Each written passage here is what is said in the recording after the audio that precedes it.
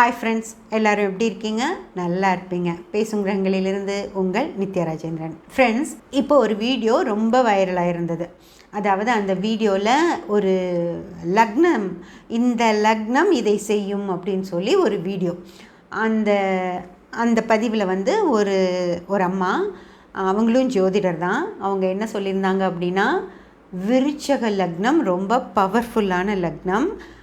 நரேந்திர மோடி அவர்கள் விருச்சக லக்னத்தில் பிறந்ததுனால தான் அவர்னால் இந்த மாதிரி நாட்டையே ஆள முடியுது, இப்படி பவர்ஃபுல்லாக வெற்றி அடைய முடிஞ்சது. அதனால் விருச்சகம் அப்படிங்கிறது ஒரு பவர்ஃபுல்லான 8ஆம் லக்னம் அப்படின்னு சொல்லி பேசியிருந்தாங்க ஃப்ரெண்ட்ஸ்.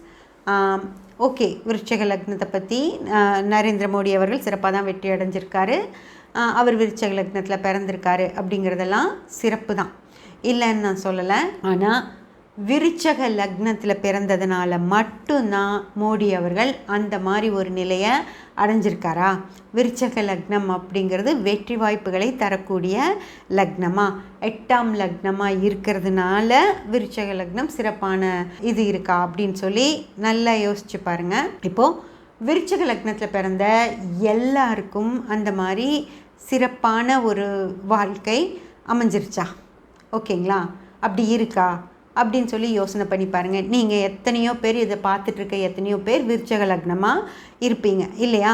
இந்த விருச்சக லக்னம் அப்படிங்கிறது உங்களுக்கு மிக சிறப்பான ஒரு வாழ்க்கையை அமைச்சு கொடுத்துருக்கா? அது நீங்கள் விருச்சக லக்னத்தில் பிறந்ததுனாலயா அப்படின்னு சொல்லி யோசனை பண்ணி பாருங்கள் ஃப்ரெண்ட்ஸ். அப்படி ஒரு விஷயம் இருக்கா அப்படின்னு சொல்லி, ஒரு லக்னத்தில் நம்ம பிறந்துடுறதுனால மட்டும் நமக்கு அந்த மாதிரியான ஒரு வாய்ப்புகள் அமையறதுக்கான வாய்ப்பே கிடையாது ஃப்ரெண்ட்ஸ். அந்த லக்னம் அப்படின்றது நம்மளுடைய விதியை நிர்ணயிக்கக்கூடிய இடம். அதாவது நம்ம லக்ன புள்ளி, நம்ம பிறந்த அந்த நொடி இருக்கு இல்லைங்களா, பிறந்த அந்த டிகிரி அந்த லக்னத்தில் இருந்துச்சு அப்படின்னா நாம் அந்த லக்னம் அப்படின்னு சொல்லி சொல்லுவாங்க. அதாவது ரிஷப லக்னத்தில் ஒரு குழந்தை ரிஷப லக்னத்தில் ஒரு டிகிரியில் பிறந்தது அப்படின்னா அது ரிஷப லக்னம் அப்படின்னு, அந்த குழந்தைக்கு ரிஷப லக்னம் அப்படின்னு சொல்லி சொல்லுவாங்க.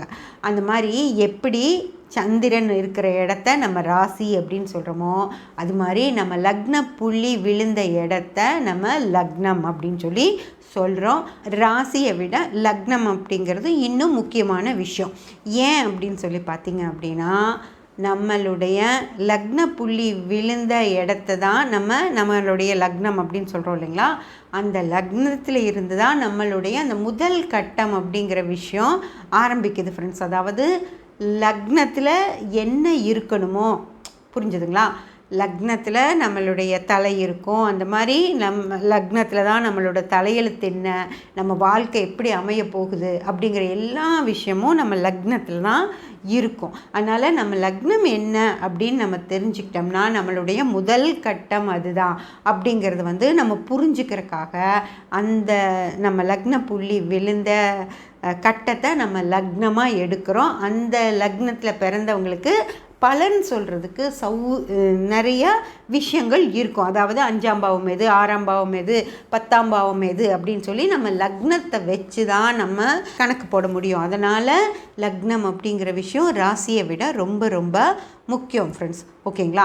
அதனால் லக்னம் அப்படிங்கிறது அந்த விஷயத்தில், அதாவது உங்கள் லக்னம் அப்படின்றது உங்களுடைய முதல் கட்டம், 2ஆம் கட்டம் லக்னத்திலிருந்து அடுத்த கட்டம் 2ஆம் கட்டம், லக்னத்திலிருந்து 3ஆவது கட்டம், லக்னத்தை தாண்டி வர 3ஆவது கட்டம் நம்மளுடைய 3ஆவது கட்டம் அப்படின்னு சொல்லி நம்ம தெரிஞ்சுக்கிறதுக்காகவும் நம்மளுடைய விஷயங்களை எங்கெங்கெல்லாம் இருக்குது அப்படின்னு ஃபைண்ட் அவுட் பண்ணுறதுக்காகவும் தான் லக்னமோ தவிர அந்த லக்னம், இந்த லக்னம் பவர்ஃபுல்லான லக்னம், அந்த லக்னம் பவர்ஃபுல்லான லக்னம் அப்படிங்கிற விஷயமெல்லாம் இல்லவே இல்லை.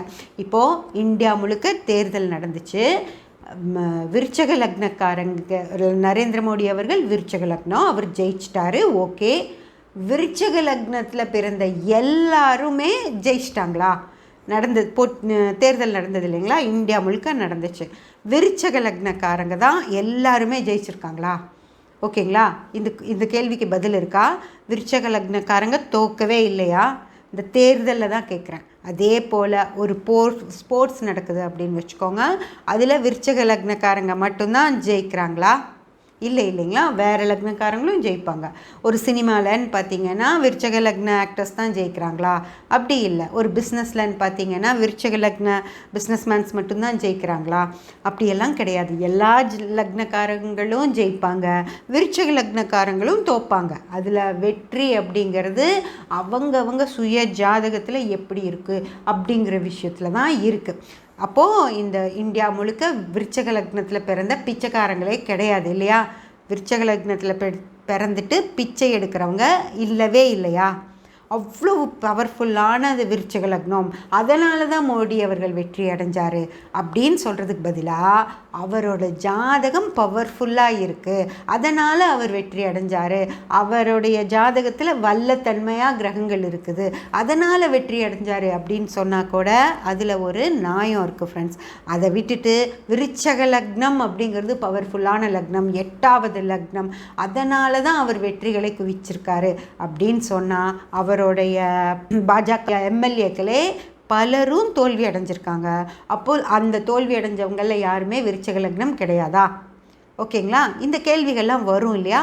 அப்போது நம்ம சொல்கிறப்போ மிக யோசித்து கரெக்டாக சொல்லணும். விருச்சக லக்னத்தை தான் நான் தூக்கி வச்சு பேசணும் அப்படின்னா நரேந்திர மோடி அவர்கள் ஜெயிச்சாங்க, அவருக்கு விருச்சக லக்னம் அப்படின்னு கூட சொன்னால் கூட அது ஏற்றுக்கலாம்.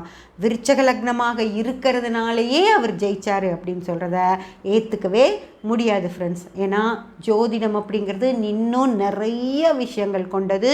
ஜோதிடம் இப்படி மேலோட்டமாக ஒரு லக்னம் இப்படி இருக்கும், அதனால் அவங்க ஜெயிச்சாங்க அப்படின்னெல்லாம் சொன்னீங்க அப்படின்னா அதுக்கப்புறம் பல கேள்விகளுக்கு பதில் சொல்ல வேண்டிய விஷயமாக அது மாறிடும். அதனால் விருச்சக லக்னக்காரங்க தான் ஜெயிப்பாங்க அப்படியெல்லாம் கிடையவே கிடையாது.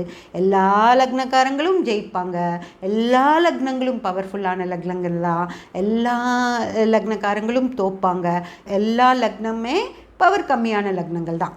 ஓகேங்களா? ராசி இந்த ராசிக்காரங்க அப்படின்னு இவ்வளவு நாள் சொல்லிட்டு இருந்தீங்க, இப்போ அந்த ராசியெல்லாம் ஒன்றும் இல்லை அப்படின்னு சொன்னதுக்கப்புறமா இப்போ லக்னத்துக்கு வந்துட்டீங்க.